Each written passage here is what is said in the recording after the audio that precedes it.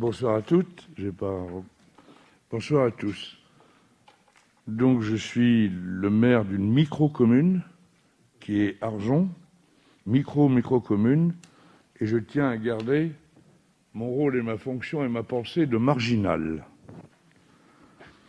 Alors, j'ai écouté, dans une économie de marché mondiale, je vais être très court, dans les années à venir, vous l'avez dit, les flux financiers, les modes d'énergie, la construction, les transports, tout l'ensemble des secteurs économiques, ça ne vous a pas échappé. Qui va maîtriser tout ça? Qui va avoir le pouvoir? C'est simple. C'est les détenteurs et les distributeurs de matières premières. Je ne vais pas vous faire de la géopolitique. On sait où est la matière première, qui la détient, comment elle va être distribuée et comment les plateformes financières vont faire notre vie de demain. Ce contexte étant établi, j'ai écouté les priorités des uns et des autres. Il faut échanger sur les priorités. Première priorité, les matières premières. Deuxième priorité pour le monde de demain, l'eau. L'eau ludique, l'eau stratégie, l'eau arme de guerre, l'eau énergie, et derrière l'eau, grand défi de demain, qui détiendra et comment va se distribuer dans le monde la nutrition? Est-ce que la terre va continuer à alimenter? Est-ce que c'est la mer qui va prendre le recours à la terre? C'est un grand défi politique, à penser, à réfléchir. Les sédiments dans le monde, défi. Troisième défi, les pouvoirs. Le lobbying. Qui va nous influencer? C'est tous les jours, c'est tous les soirs. Les Google, les Amazon, les uns et les autres. Le pouvoir de la communication, de la manipulation, de la formation et des échanges. Grand défi. Ensuite, n'oublions pas, et on l'a dit, la paix dans le monde. La paix dans le monde, les riches vont-ils continuer à être riches? Les pauvres vont être plus pauvres? Comment les pays à l'heure actuelle, sous le joug de l'absence de nutrition, chez qui vont-ils venir manger? Et ceux qui ont à manger, leur donneront-ils à manger? Voilà les défis de demain.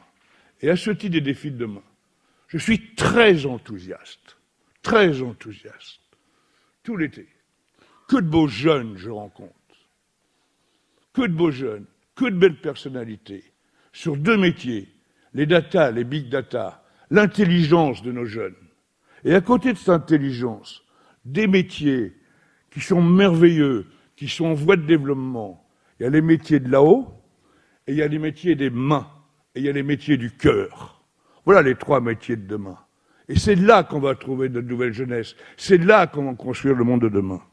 Dans ce contexte clairement établi, maire que je suis, président de l'Office de tourisme et président des 28 destinations bretonnes, stations touristiques.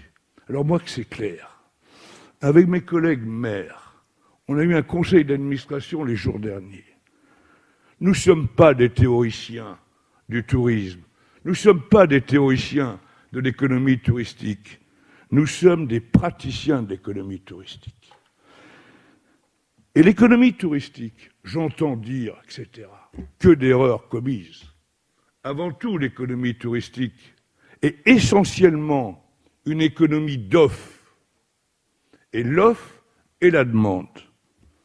Qui des politiques est capable, qu'il ouvre une université à Harvard, qui est capable d'enseigner sur l'offre rapportée à la demande? Les autorités politiques se doivent, qu'elles restent dans leur rôle, qu'elles restent dans leur fonction. Les autorités politiques doivent s'investir, c'est leur job, sur le structurel, dans sa maintenance, dans sa réhabilitation et dans la création de nouvelles structures répondant à une nouvelle économie comportementale d'utilisation et de consommation des sites. Ma voisine, Mme Dupont, à la recherche, à l'UBS, c'est elle que j'écoute. C'est eux que j'écoute, l'UBS. Et c'est les grandes universités qui sont en train de décrire le monde de la consommation de demain. Les autorités politiques, vous l'avez dit, doivent mettre à disposition des outils concrets pour le logement de ceux qui ont l'emploi et des saisonniers. Il est dit n'importe quoi là. Écoutez, chez moi, c'est un cri que je vous pousse, et monsieur le préfet, il m'entend, il m'écoute, c'est là que j'ai besoin de l'État. Moi, le prix du mètre carré à construire à Arzon, il était à 350 € il y a 2 ans. Il est à plus de 700 € le mètre carré à construire. Le mètre carré construit était à 3005, 4000. Il est passé à 7000 et plus. Comment? C'est ma vocation. J'ai une vocation sociale. J'ai une vocation des jeunes. Comment, dans ce contexte, je les mets sur la commune? L'État, les PLU, les SCOT. J'en ai assez de tout ça. Moi, c'est monsieur le préfet. Il m'a écouté, ses équipes m'ont écouté. Toutes les stations touristiques, nous sommes atypiques. Et je veux qu'on tienne compte de ce côté atypique.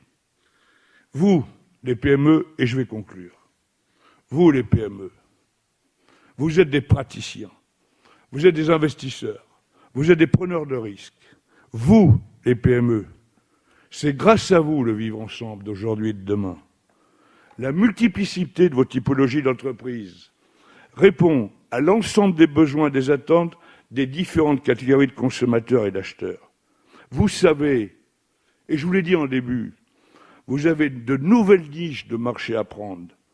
Prenez-les, ces nouvelles niches. Elles s'ouvrent à vous. Elles sont multiples et diverses. Et vous avez l'intelligence. Vous savez aussi que l'emploi se modifie. Vous êtes déjà dans ces nouveaux horizons d'excellence. Vous êtes nos créateurs d'emplois. Soyez fiers de vos métiers. Anticipez le demain. Nous, les politiques, nous devons en permanence. Nous, les politiques, nous devons en permanence. C'est bien, M. Bobet. Vous associer à nos projets. Vous, nous, les politiques, on doit vous donner nos objectifs et nos contraintes. C'est vous qui devez bénéficier des projets politiques et surtout pas les subir. Un grand merci à Claude Dejoul. Je vous remercie de m'avoir donné la parole et je remercie Claude Dejoul de la proximité que chaque jour il me donne dans la communication pour, avec vous et les jeunes, bâtir le monde de demain.